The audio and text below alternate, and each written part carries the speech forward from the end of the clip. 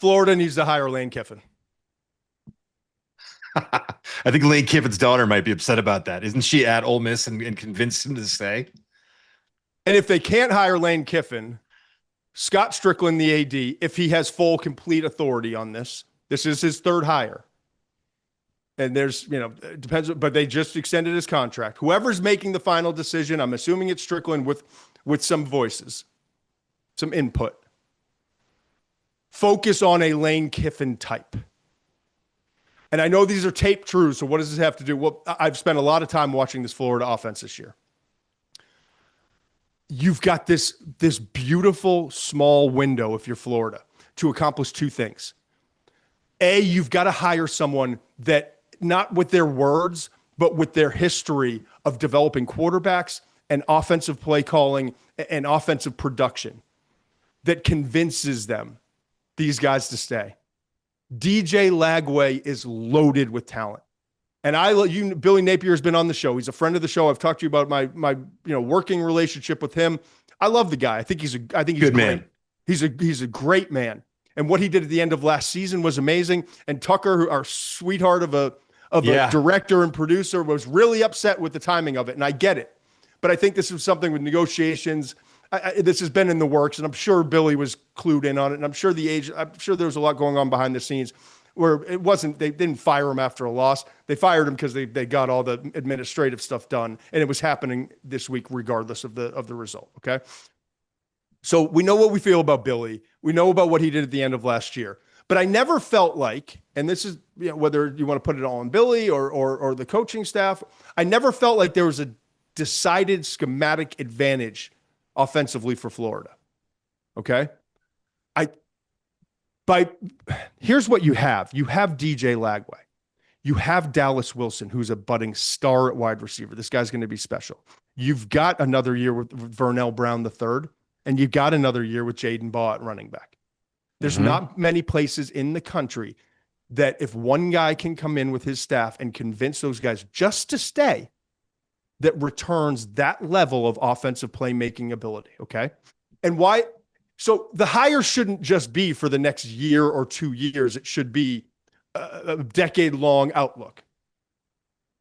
But I'm telling you that this talent that they have on the offensive skill is so good that if the right guy comes in and gets the immediate results that should be gotten from this kind of talent, it then changes the whole buzz and the whole feel of the program moving forward. This becomes a destination for some of the top quarterbacks. It's not just like Texas or Ohio State or Alabama or Florida gets in the conversation. That's why this hire for Florida and Strickland and whoever else is involved is so critical, because they've had to hire other coaches. I told you, this is the third time that Strickland's had to hire a football coach. But they've never had this opportunity. It's unique and it's special, and they can't blow it. Now, how do you blow it? Bring in a defensive coach. That's how you blow it. There's some amazing defensive coaches out there. There truly are. John Sumrall you're going to hear his name a lot of SEC jobs and bigger programs. He's done an awesome job. He's a great candidate for other places, but not here. Lane Kiffin is so uniquely, I've spent a lot of time talking to you, mentioned, we've gone back and forth. The way he has adjusted what he does from the USC West Coast days to early on at Ole Miss with the fast tempo and all that stuff, to back to more West Coast principles, but a more diverse look with Jackson Dart, to we're going back to tempo, but it's a guided, intelligent tempo with a mobile quarterback first. If he can do for Trinidad Chambliss what, like at Ole Miss, what could he do for DJ Lagway? Now, I'm a realist. I understand, like, I was wondering if you're going to get to this part of it. This sounds easy, right? I love the take so far. But like, I'm not just throwing it out there because like take the biggest name and the hottest coach and all that stuff. I'm saying it because the fit is just too good. And I'm sure they'll throw a lot. It feels like Spurrier going to Florida. I'm just being honest. What has worked at Florida, man? Yeah. Spurrier and Urban Meyer. What are the ties that bind?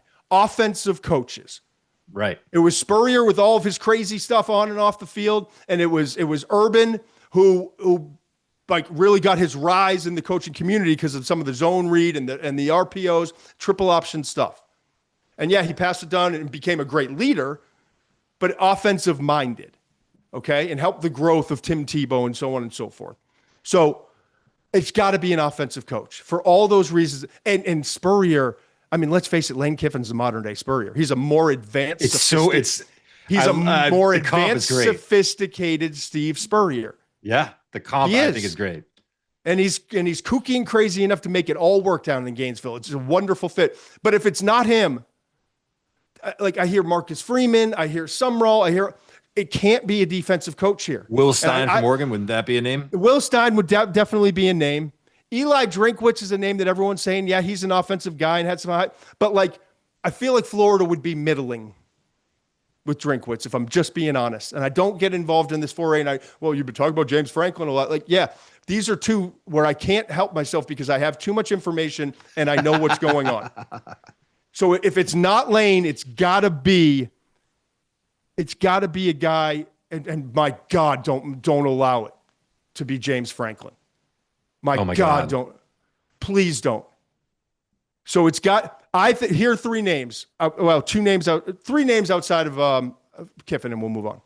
Okay. If it can't be Kiffin, and throw everything you got at him. If it can't be Kiffin, I would say Jeff Brom. It's going to be tough to get him out of Louisville, where he loves, and this is alma mater and all that stuff. But Jeff Brom can do this job. And we just saw it. If you didn't know it already, what rock have you been living under? But you got reminded on Friday night against Miami. Jed Fish would be another name I would strongly consider with his offensive background at Washington. But I also, if it can't be Kiffin, I would put a lot of time into Alex Golish at South Florida. He's a program builder with an offensive background. All right, I'm done. You're up. And a history in that area for recruiting. Absolutely. All right, tape truth number 9. First of all, that might be my favorite take all year. I love that. I really think that Kiffin is such a good fit, and I love the comp to Spurrier. I don't think it's going to happen. But I don't either. But I would. You're not wrong about why it should and why they should go after him. What I'm definitely not wrong about, though, I promise, it cannot.